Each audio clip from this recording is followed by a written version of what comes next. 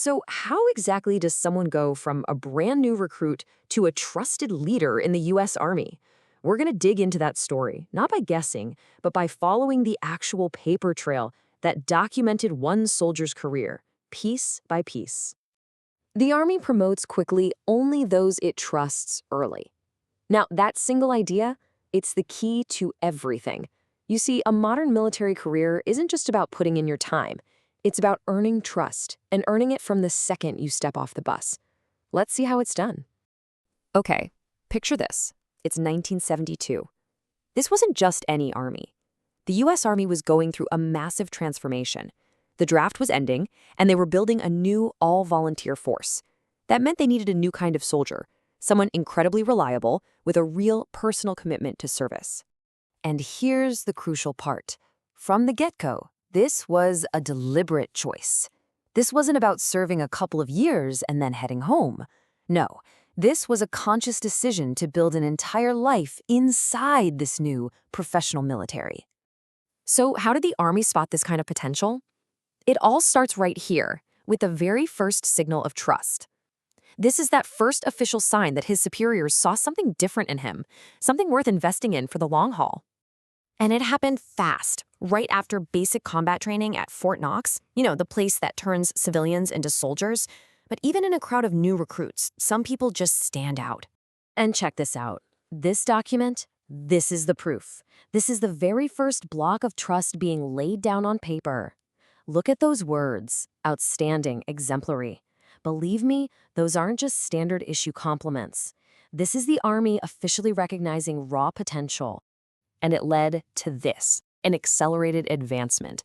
Now, this wasn't your typical promotion. Jumping from Private E1, the absolute lowest rank, to E2 this quickly was a big deal.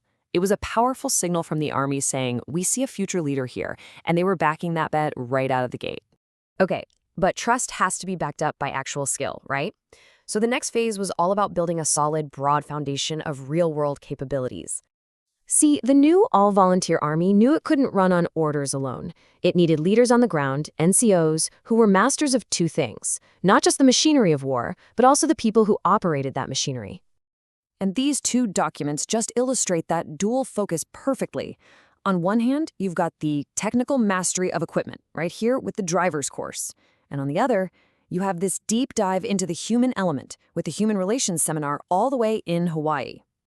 And that human relations course was so important. It shows a real commitment to developing a more thoughtful, more aware kind of leader, someone who could navigate the social complexities of a really diverse, all-volunteer force. It wasn't just about old-school discipline anymore. So, with that foundation of trust and skill firmly in place, the Army then starts to formally forge all that potential into proven leadership. You can just see the path laid out, clear as day. From 77 to 79, each of these steps isn't just another course checked off a list. No, each one represents a bigger level of responsibility, a deeper investment of trust from the Army. So the first big step was the Non-Commissioned Officer Leadership School. This certificate right here? This is what cemented his role as part of the backbone of the Army. From this moment on, he was officially a leader of soldiers. And this new leadership role, it wasn't just theoretical. He was immediately put into a position that was incredibly important, keeping the best soldiers in the Army. For the all-volunteer force to work, this job was absolutely critical. Okay, just let that number sink in. 1,127%. That's not a typo. In April of '79, his unit's reenlistment rate was over 11 times their goal. That's not just a success, that's completely off the charts. And this document, it isn't about training, it's about results. This is cold, hard proof of just how effective he was at mentoring soldiers and convincing the very best of them to stick around. It shows his leadership wasn't just something he learned, it was something he applied with unbelievable success. So all of this led to a final crucial step. This was about forging him into the tough, disciplined kind of leader the Army needed to train its next generation of soldiers. And here it is, the end of the beginning, you could say. This diploma from the Drill Sergeant School, it represents the full trust and confidence of the U.S. Army.